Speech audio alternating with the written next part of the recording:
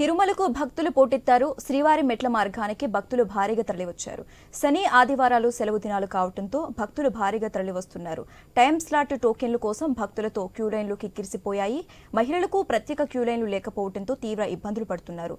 వృద్ధులు, చిన్నపిల్లల పరిస్థితి మరీ దారుణంగా ఉంది. ఉదయం 6 గంటల నుంచి టోకెన్ల కోసం సుమారు 10,000 వరకు భక్తులు వచ్చారు. తిరుమల తిరుపతి దేవస్థానం 3,000 టోకెన్లు మాత్రమే ఇస్తూ ఉండటంతో భక్తులు ఒక్కసారిగా ఎగబడ్డారు. ఇక ఇదే అంశానికి సంబంధించి మోర్ అప్డేట్స్ మా ప్రతినిధి వర్మ ఫోన్ ద్వారా అందిస్తారు. వర్మ,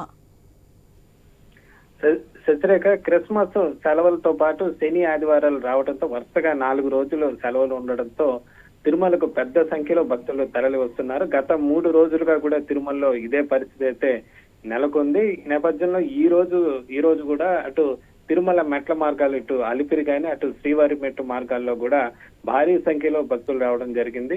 ఇక ఆన్లైన్ టోకెన్లు కాకుండా టీటీడీ కరెంటు బుకింగ్ ద్వారా అలిపిరిలోని భూదేవి కాంప్లెక్స్ లో దాదాపు ఒక 14,000 టికెట్లు, అట్లాగే శ్రీవారి మెట్టు మార్గం శ్రీనివాస మంగాపురంలో ఉన్న ఈ మెట్టు మార్గంలో కూడా టీటీడీ రోజు 3 నుంచి దాదాపు 5,000 టోకెన్లు ఇస్తూ ఉంటుంది. అయితే భక్తుల సంఖ్య విపరీతంగా రావడంతో ఉండే టోకెన్లకు మించి 3-4 రెట్లు భక్తులు శ్రీవారి మట్టి మార్గంలోకి రావడంతో కూడా టోకెన్లు ఉదయం అయిపోయినాయి. ఉదయం ఆ కోటకు సంబంధించి 3,000 టోకెన్లు పూర్తి కావడంతో ఆ తర్వాత వచ్చే భక్తులు టోకెన్లు లేకపోవడంతో నిరాశగా వెళ్తున్న పరిస్థితి అయితే నెలకొందని చెప్పొచ్చు.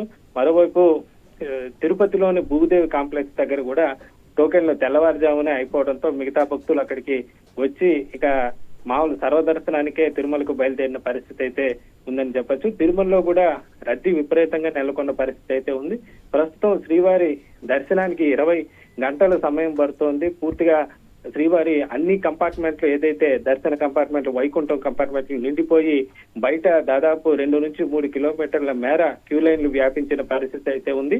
దీంతో భారీగా భక్తుల సంఖ్య పెరగడంతో ఇబ్బందులు అయితే తప్పడం లేదని చెప్పొచ్చు. ఇటు దర్శనం కోసమే కాదు, అటు వసతి గదులు దొరకకుండా కూడా భక్తులు ప్రస్తుతం ఇబ్బంది పడుతున్న పరిస్థితి ఉంది. తెలుగు రాష్ట్రాల నుంచే కాకుండా ఇతర తమిళనాడు, కర్ణాటక, మహారాష్ట్ర నుంచి కూడా గత 4 రోజులుగా రద్దీ విపరీతంగా పెరగడంతో ఈ పరిస్థితి అయితే నెలకొందని చెప్పొచ్చు.